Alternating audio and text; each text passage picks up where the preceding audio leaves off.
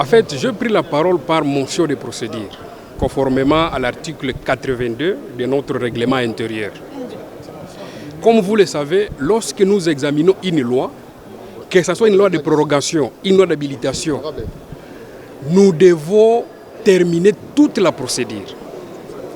Mais il y a une violation flagrante de notre règlement intérieur, dans le sens où, lorsque le ministre a présenté la loi, il fallait qu'il y ait débat. Ça a été fait. Et après débat, il fallait qu'on écoute encore les ministres pour qu'ils donnent des réponses. Ça aussi a été fait.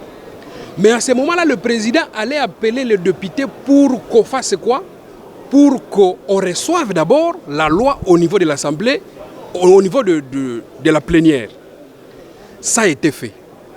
Mais curieusement, le président considère que la recevabilité de la loi devient automatiquement l'adoption de la loi qui était sous examen. Ce qui viole effectivement l'article 97 de notre règlement intérieur. Allez lire. Qu'est-ce que cet article dit? Que lorsqu'on examine la loi, on passe au débat comme je l'ai dit, et puis comme c'est une loi de prorogation, on devrait examiner article par article, y compris son exposé des motifs. Mais ça n'a pas été fait.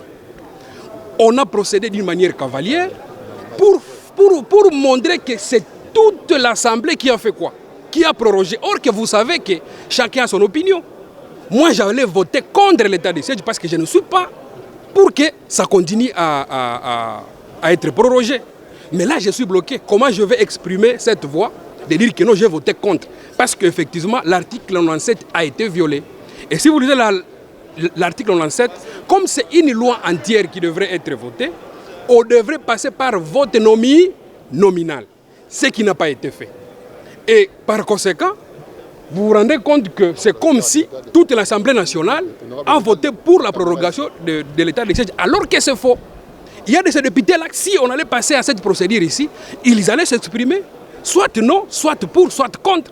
Et il y a violation flagrante de notre règlement, et fort malheureusement, ça se fait par le président de notre Chambre.